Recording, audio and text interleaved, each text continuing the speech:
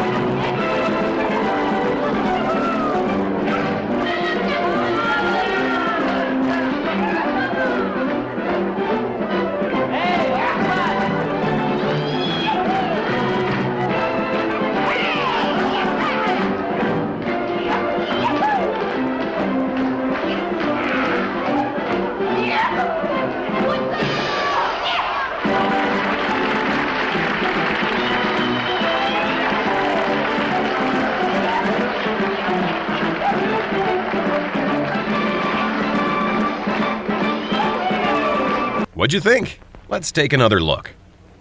Together with another legend, cinematographer Ozzie Morris, Huston drove Technicolor crazy with the film's chromatic aesthetic. Starting out with a street-side establishing shot, we push through this carriage towards the entrance under that iconic windmill. We begin to hear the band playing just before we dissolve to the interior.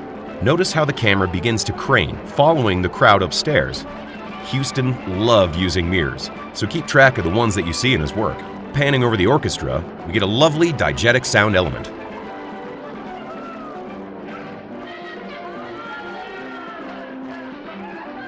Now on the second level, this bottle-wielding gent motions to where the camera goes next, finally angling down to frame the world-famous can-can dancers of the Moulin Rouge. Not bad for a 45-second shot to set the mood. Go ahead and compare this to the opening of Boogie Nights sometime. Cut to this. Personally, my favorite single shot of John's. A tracking shot past the bar, brief but exquisitely layered. Here in one image, we can see a top-down view of the hands exchanging drinks over the counter. Pillars pass in front of us, creating the foreground. In the midground, we see the reflections of those actually standing at the bar. Finally, in the back, we can still see the ladies on the dance floor. Add in the sound, and it feels like the action is right behind us. Pretty neat, huh? Okay, one more before I let you off the hook. A few moments later, the Can-Can Alley Cats are finally at each other's throats in this fun little shot. The tacky brawler pushes her rival as the camera carts forward. The action goes to the ground and the camera literally goes off the rails, swinging around as the ladies roll over the same path we just took. But where you'd expect to see the dolly track, we have open floor. Keep in mind this is decades before the advent of Steadicam. Alright, that's all folks. Thanks for letting me share this chunk of cinema analysis with you. John Huston's Moulin Rouge. Check it out.